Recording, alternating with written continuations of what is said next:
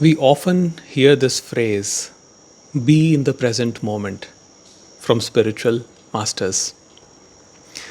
Now, what does that even mean? What does being in the present moment mean?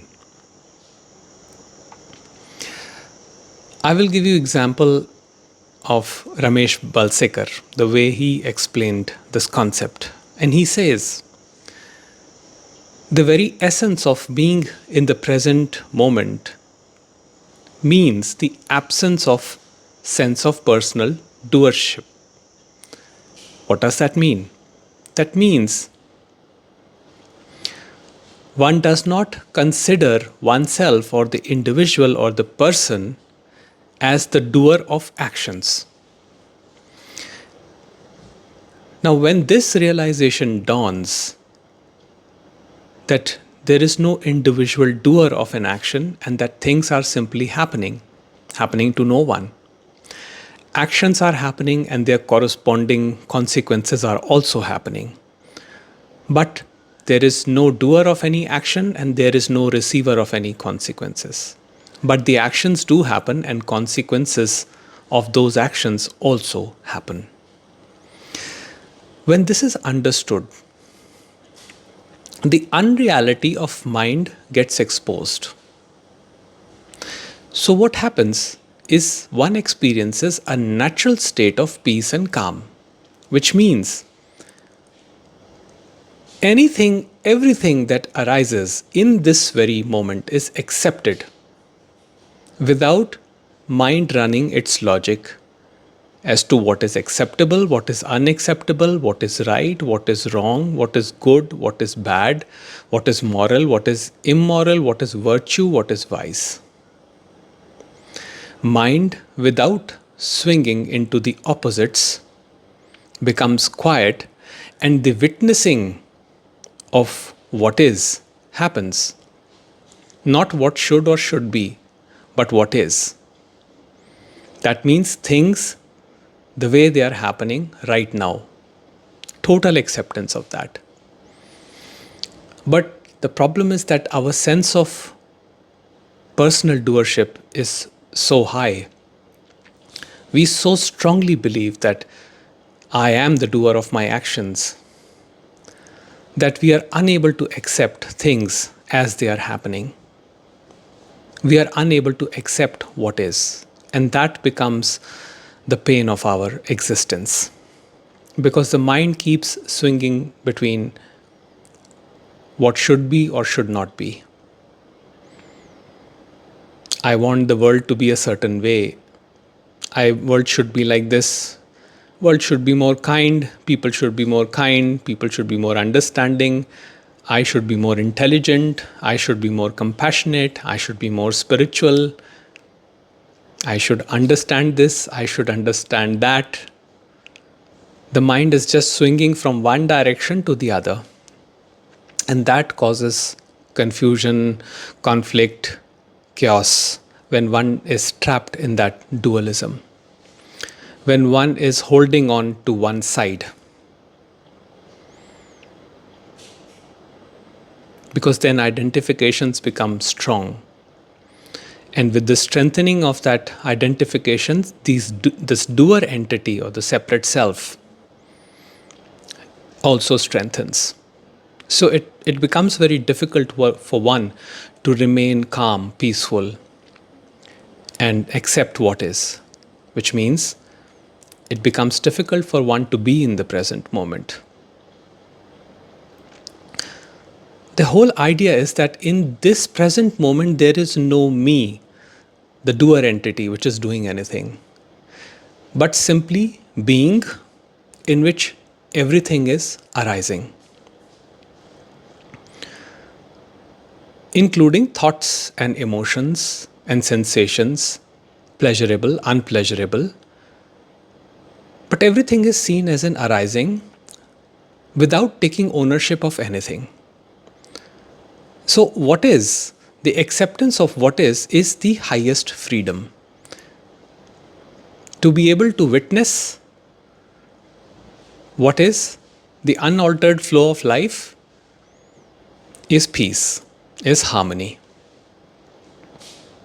It is being in the present moment.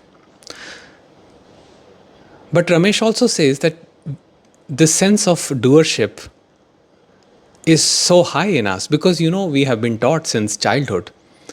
We have to do something about ourselves. So we think we are imperfect mind body organisms with defects, with flaws, with our brokenness.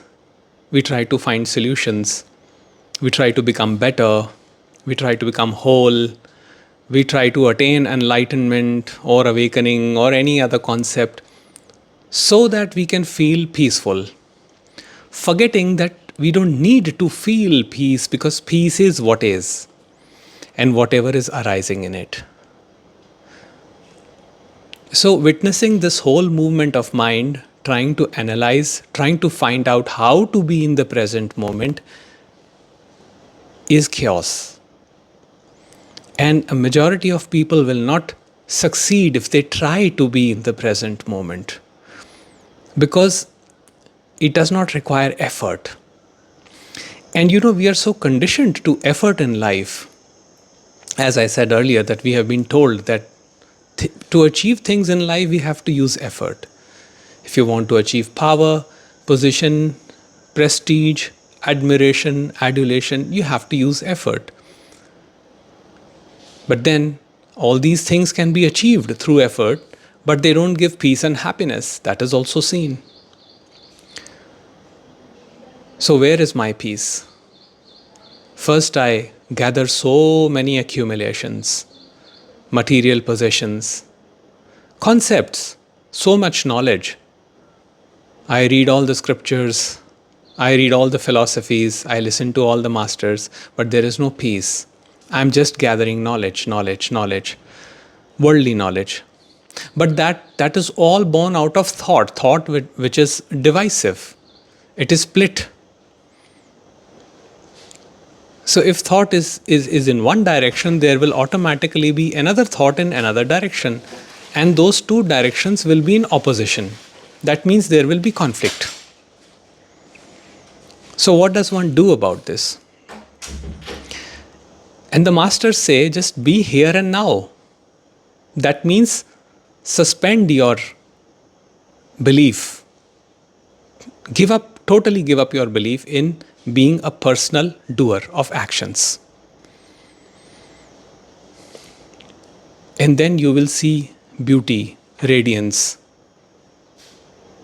in every phenomena that happens.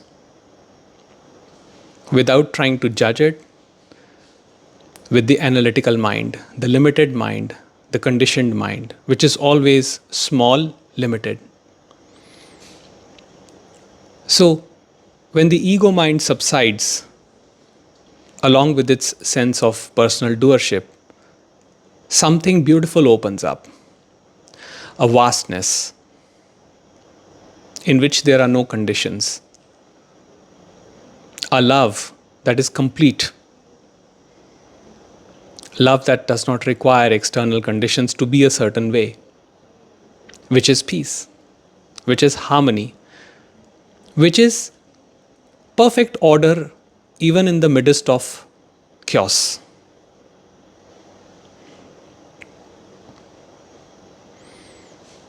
The randomness that we see has a perfect order. There is no such thing as randomness. It is a perfect order, but the mind needs to be very, very quiet to see that order in the disorder that appears. The disorder only is an appearance. Order is the nature of reality, is the true nature. Order is peace. And it is always here and now, not in some philosophy, not in the scriptures, not in some great teachings, not in psychedelics, not in anything that can induce an artificial experience. But it is that vastness, that space in which all experiences happen. When that is understood, there will be no need to search for peace by trying to be in the present moment. You already are in the present moment. You never left. That is the reality of it. Try to investigate who is trying to be in the present moment.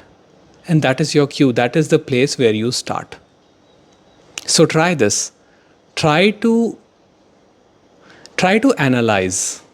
Use the intellect, use the mind to see who is in the present moment and see what answer comes up.